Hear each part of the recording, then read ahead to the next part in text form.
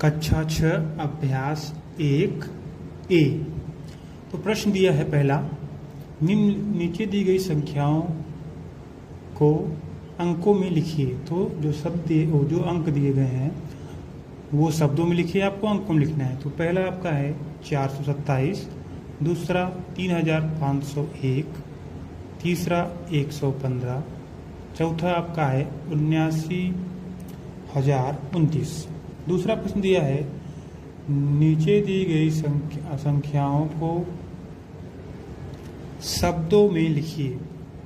ठीक है, तो जो पहला आपका दिया है उसको शब्द में लिखेंगे 7,019, दूसरा 23,013, तीसरा 69,379, चौथा 8,93,059। फिर दूसरा में आपका प्रश्न दिया है ब, इसमें शब्दों में कुछ जीवाणु विषाणुओं की संख्या दी गई है अंकों में, तो उसको आपको शब्दों में लिखना है। पहला है आपका 100, दूसरा 1,000, तीसरा 10 लाख, चौथा 1 करोड़।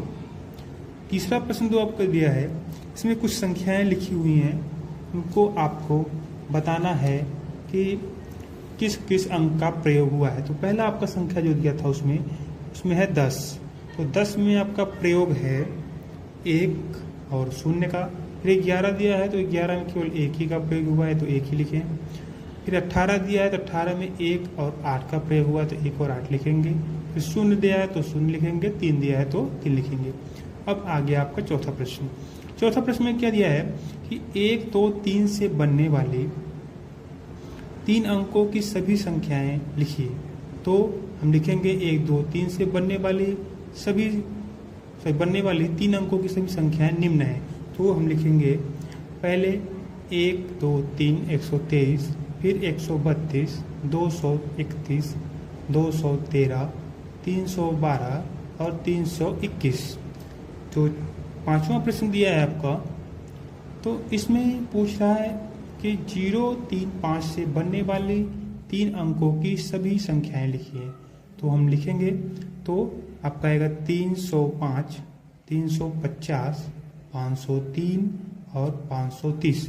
अब आप पूछेंगे सर 0, 3, 5, 0, 5 और 3 क्यों लिखे? क्योंकि किसी संख्या के आगे अगर आप 0 लिखेंगे इसकी संख्या के पहले, तो उसका मान यही रहेगा। 0 का मतलब कुछ नहीं होता, इसलिए आपका यही 4 अंक बनेंगे। अब दिया है छठा प्रश्न आपका, 6705 से बनने वाली सबसे बड़ी और सबसे छोटी संख्या लिखिए। तो 6705 से बनने वाली सबसे बड़ी संख्या जो है आपका, तो हम संख्याओं को अवरोही क्रम में लिख देंगे। तो सबसे पहले बड़ी संख्या, फिर उसके बाद उससे छोटी, फिर उससे छोटी, फिर उससे छोटी। और सबसे छोटी संख्या में क्या करेंगे, तो 0 है तो 0 को तो नहीं लिखेंगे क्योंकि संख्या फिर 3 ही हो जाएगी। तो पहले उस पर लिखेंगे 0 से बड़ी कौन सी संख्या है, 0 से बड़ी 5 है तो 5 लिखेंगे। उसके ठीक बाद 0 लिखेंगे। 0 के बाद फिर 5 से कौन सी बड़ी संख्या है, वो 6 लिखेंगे। 6 है, फिर 7। तो ये आपका छठा प्रश्न हो गया। चलिए आगे बढ़ते हैं 7वें प्रश्न की ओर। 7वां प्रश्न है, 5 अंकों की सबसे बड़ी संख्या और सबसे छोटी संख्या लिखिए। तो 5 अंकों की सबसे बड़ी संख्या हम जानते हैं कि 1 अंक की सबसे बड़ी संख्या 9 है। तो 9 को लिखेंगे हम कितनी बार, 5 बार। तो हो गई ये 5 अंकों की सबसे बड़ी संख्या। और सबसे छोटी संख्या पूछा है, तो हम सबसे छोटी संख्या जो होती है पहले 1 है और 5 अंकों की सबसे छोटी संख्या बराबर उसके आगे 4 शून्य लिख देंगे, तो हो जाएगी 5 अंकों की सबसे छोटी संख्या। अब दिया है 5, 2, 3, 1 के सभी अंकों का स्थानीय मान। तो हम ऐसे लिखेंगे, डायग्राम बना लेंगे। तो यहाँ पे 1 इकाई के अंक है, 1 होगा इसका स्थानीय मान। 3 दहाई के अंक है इसका, तो 3 और 1 0 मतलब 10 इसका स्थानीय मान, 30 स्थानीय मान हो जाएगा। और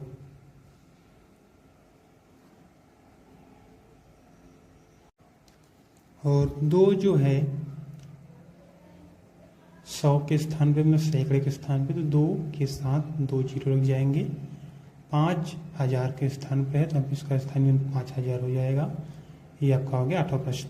9वां प्रश्न दिया है 6, 3, 6 में दोनों 6 के स्थानीय मान ज्ञात कीजिए।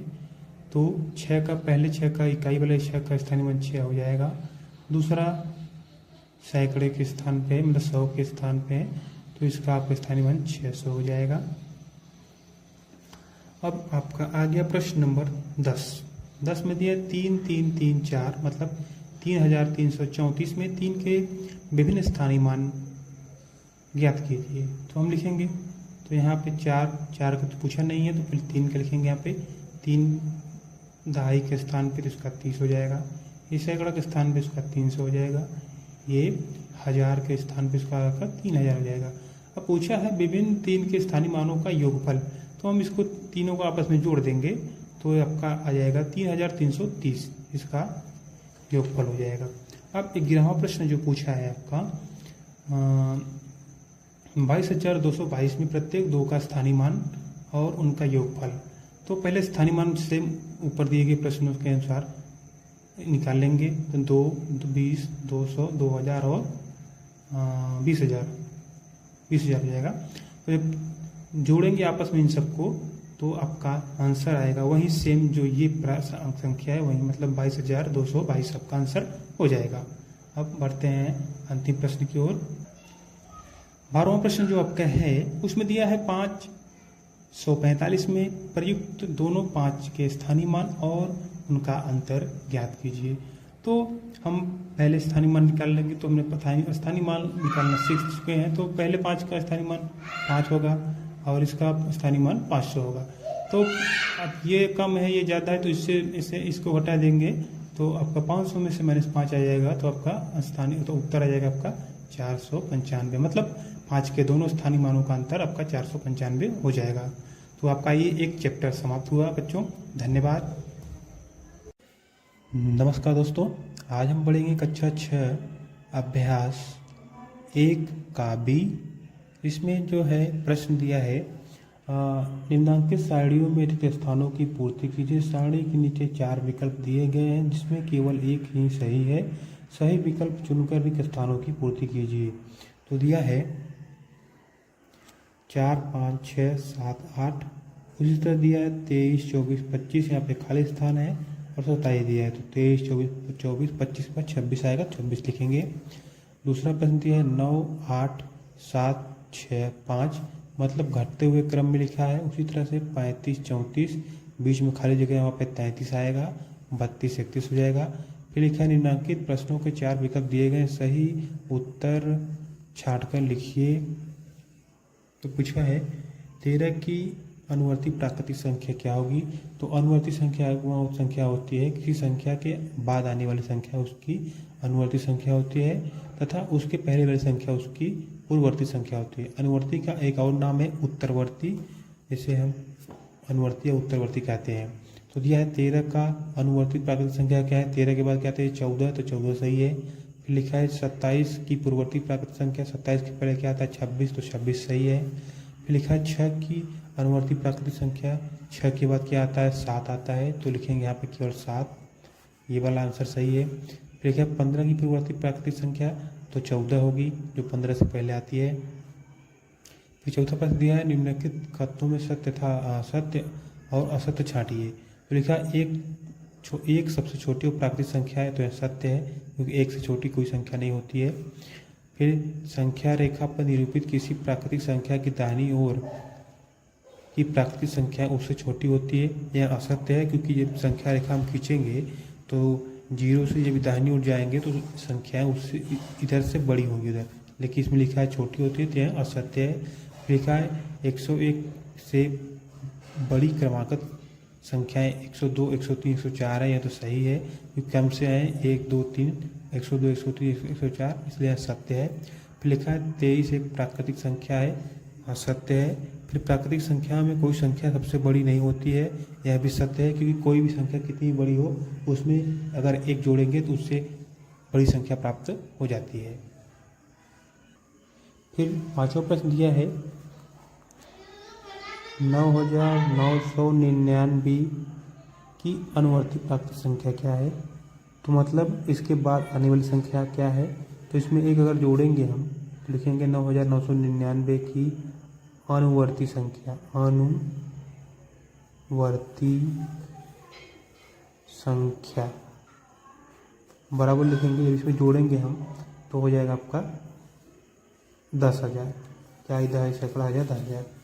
ये हो गया आपका पांचवा प्रश्न। छठवां प्रश्न दिया है क्या इधर है सैकड़ा हजार 10,000 लाख 1,01,000 की पूर्ववर्ती संख्या ज्ञात कीजिए। ठीक है, तो लिखा है छठा प्रश्न है 1,00,001 की पूर्ववर्ती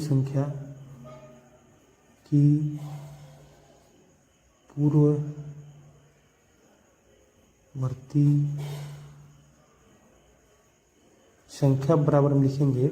इसमें से एक घटा देंगे। जब ये घटाएंगे तो यहाँ पे आया 1 2 3 4 5 0 हो जाएगा। ठीक है, इसमें से जब ये घटाएंगे तो इतना आएगा।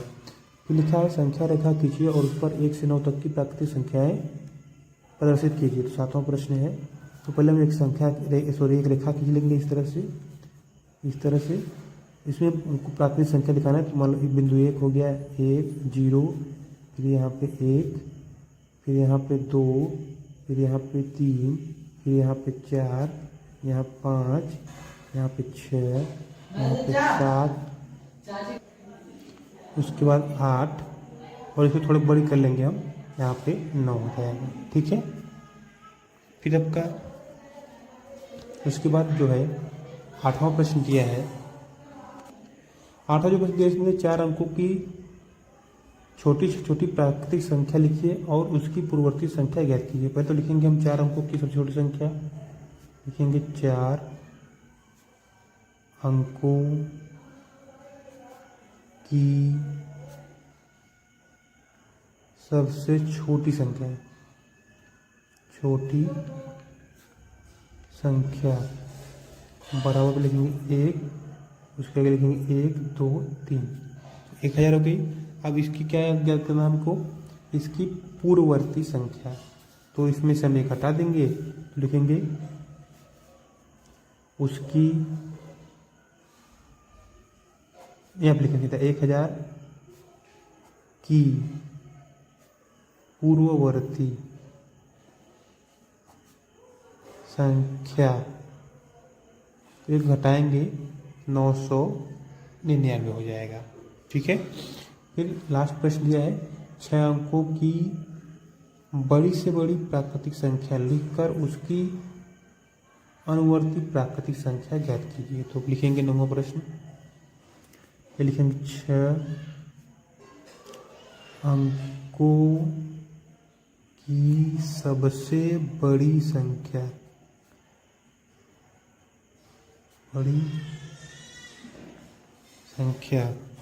बराबर 1 5 0 लिखेंगे 1 2 3 4 5। हमसे पूछा है इसकी अनुवर्ती संख्या, सबसे बड़ी संख्या पूछा है ना, तो हम 9 लिखेंगे। 9 9 9 9 9 9 9 कितने होंगे 1 2 3 4 5 6। अब लिखेंगे फिर यहाँ पे 9 9 9 9 9 1 2 3 4 5 6 की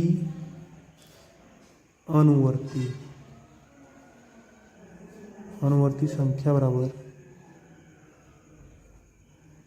इसमें एक जोड़ेंगे तो यहाँ पे 1 हो जाएगा, फिर 6 0 हो जाएगा। ठीक, आपका आंसर हो जाएगा। तो इस तरह से आपका अभ्यास 1 का भी समाप्त हुआ। धन्यवाद।